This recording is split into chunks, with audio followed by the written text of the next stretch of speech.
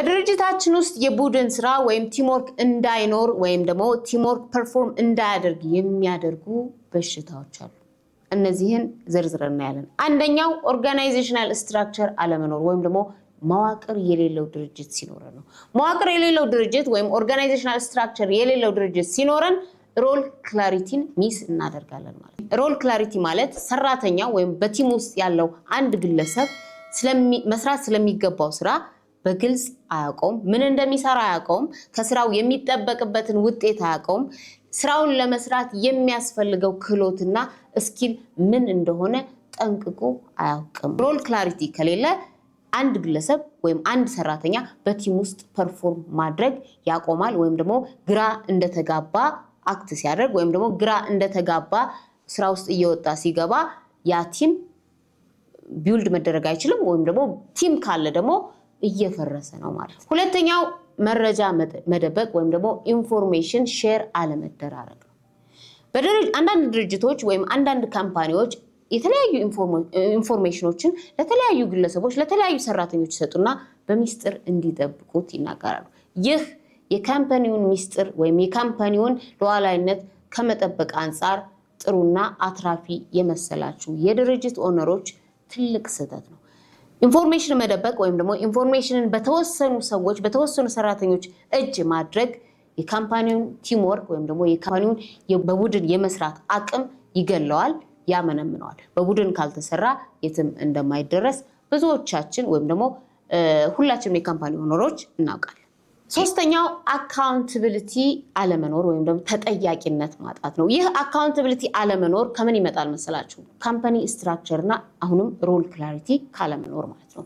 አንድ ግለሰብ ወይም አንድ ሰራተኛ ለምን ተጠያቂ እንደሆነ ወይም ደግሞ የሚሰራው ስራ እስከየት ድረስ ተጠያቂ እንደሆነ በግልጽ ካላወቀው ቲሙ ውስጥ ፐርፎርም ማድረግ አይችልም። ለቲሙ ያለውን ዕውቀትና ፖቴንሻል ኮንትሪቢዩት ማድረግ ያቆማል።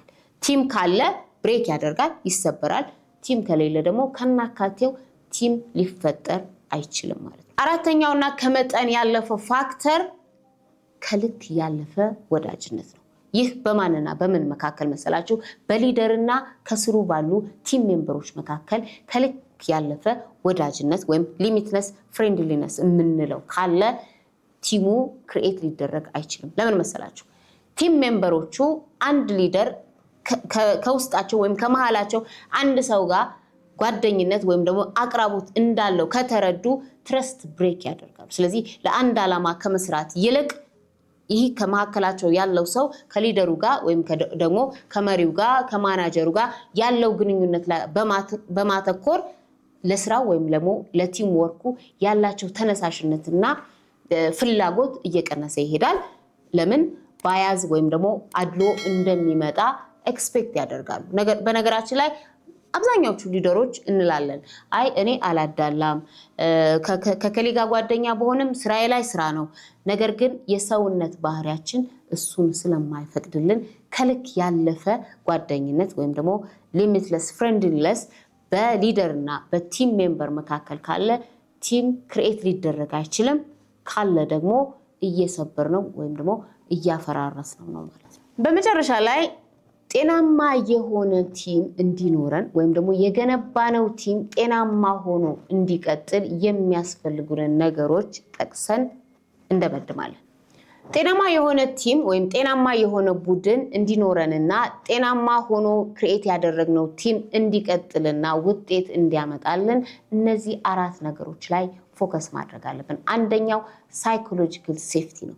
ሰራተኞች ቲም ሜምበሮች በስራ ቦታቸው በተቀመጡበት ቦታ ሳይኮሎጂካል ሴፍቲያቸው የተጠበቀ መሆን አለበት። ይህ ሳይኮሎጂካል ሴፍቲ እኛ ከምንከፍላቸው ደሞዝ ወይም ደግሞ ከምንከፍላቸው ጥቅማ ጥቅም ከምናደርጋቸው ነገር የተለየ ነው። ምን ማለት መሰላችሁ? ሳይኮሎጂካል ሴፍቲ ማለት ሰራተኛ ስራ ቦታ ሲመጣ ውስጡን ለማውራት የተሰማውን ነገር ለመናገር አስተያየት ለመስጠት ጥያቄ ለመጠየቅ ኖ ለማለት ልክ አይደላችሁም ለማለት ሴፍ ነው ማለት ነው። ብናገር ይደርስብኛል ወይም ደግሞ ብናገር ደሞዝ ይቆረጥብኛል ወይም ደግሞ ባልናገር ይሻለኛል አለም ደግሞ ለከሌ ይሄንን አስተያየት ብሰጥ በሌላ ነገር ይያዝብኛል የሚል አስተሳሰብ ካለን አካባቢያችን የሥራ ቦታችን ቢሮአችን ሳይኮሎጂካሊ ሴፍ አይደለም ማለት ነው ይህ ማለት ቲማችን ወይም ደግሞ ቲም ወርካችን አደጋ ላይ ነው ማለት ሁለተኛው ሼርድ ቪዥን ነው ሼርድ ቪዥን ማለት ቲማችን ቲም ሜምበሮቻችን ሰራተኞቻችን የካምፓኒውን የቡድኑን የቲሙንና የቢዝነሱን ቪዥን ይጋሩታል ወይ ያ ማለት የምንሰራው ለአንድ ዓላማና ጎል ነው ወይ ምክንያቱም እከሌ መጥቶ የሆነ ነገር ሲሰራ ለድርጅቱ ቪዥን ወይም ደግሞ ለካምፓኒው ዓላማና ቪዥን ነው ወይ ተረድቶታል ወይ የሚሮጠው የሚተጋው የሚጥረው የሚጠይቀው አስተያየት የሚሰጠው ሲጽፍ የሚውለው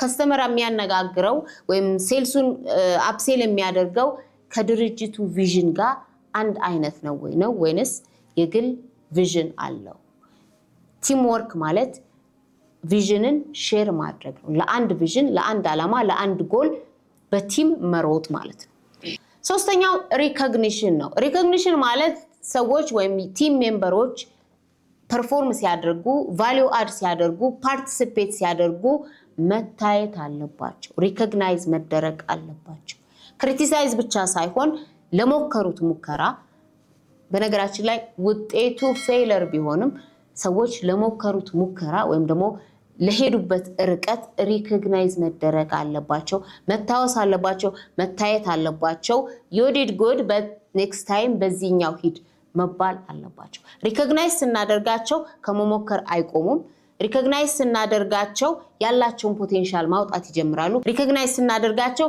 ክሪቲሲዝምን በመፍራት ለቲሙ ኮንትሪቢዩት ወይም ደግሞ ማድረግ ያለባቸው ነገር ሁሉ ከማድረግ አይቆጠብ አራተኛውና የመጨረሻው ቲማችንን ቢልድ አድርጎ ወደ ጥግ የሚያስኬድልን ኢሞሽናል ኢንተለጀንስ ነው ኢሞሽናል ኢንተለጀንስ የሌለው ቲም ኢሞሽናል ኢንተለጀንስ የሌለው ቲም ሊደር ኢሞሽናል ኢንተለጀንስ የሌለው ሰራተኛ ቲም ክሬት ብናደርግለትም ብዙ ርቀት መጓዝ አይችልም ኢሞሽናል ኢንተለጀንስ ማለት በስሜታችን መብሰል ማለት ነው ኢሞሽናል ኢንተለጀንስ ማለት የራሳችንና የሰዎችን ስሜት ተረድተን ማኔጅ አድርገን አናላይዝ አድርገን ኮንትሮል አድርገን ኢንፍሉዌንስ አድርገን ለጥሩ ዓላማ መጠቀም ነው ኢሞሽናል ኢንተለጀንስ የጎደለው ቲም ነገሮችን ሁሉ ፐርሰናላይዝ ሊያደርግ ስለሚችል ክሪቲሲዝሞችን ወደ ራሱ ሊያመጣ ስለሚችል ሌሎች ሪኮግናይዝ የሚደረጉበትን መንገድ እንደ ነቀፌታ ስለሚቆጥረው ቲሙን ብሬክ የሚያደርገው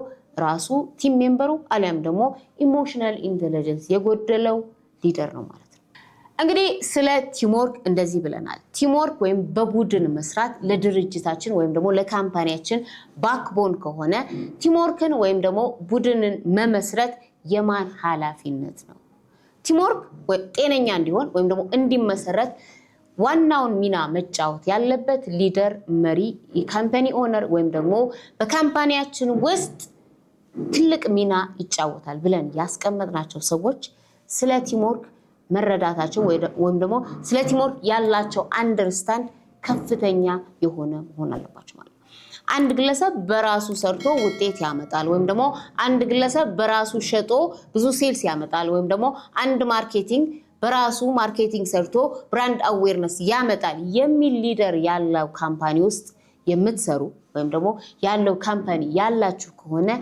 ቲምወርክ ገና ስላልገባችሁ ስለ ቲምወርክ የገባው ወይም ደግሞ ቲምወርክ አንደርስታንድ የሚያደርግ ወይም ደግሞ በግሩፕ መሄድ ውጤት እንደሚያመጣ አንደርስታንድ ያደረገ ሰው ቦታው ላይ በማስቀመጥ የድርጅታችሁን ባህል ወይም ደግሞ የሰራተኞቻችንን አቅም የመጠቀም ስኪላችሁን እንድታዳብሩ አደራላለሁ ማዛ ነበርኩኝ ስለነበረን ቆይታ በጣም አመሰግናለሁ ሌሎች ቪዲዮዎች ወይም ደግሞ ሌሎች ቶፒኮች ላይ እንዲሰሩላችሁ የምትፈልጉትን ቶፒክ በኮሜንት እንድታደርሱን ጠይቃለሁ እነዛ ላይ ቪዲዮዎች እንሰራለን ወይም ደግሞ በየጊዜው የምንለቃቸውን አስተማሪ ቪዲዮዎችን ለድርጅታችሁና ለካምፓኒያችሁ ስኬሊንግ እና ግሮዝ መጠቀም የምትፈልጉ ሰብስክራይብ በማድረግ ቤተሰብ እንድትሆኑና እንዲደርሳችሁ ደግሞ የደወል ምልክቱን በመንካት ቤተሰብ እንድትሆኑ እንጠይቃለን አመሰግናለሁ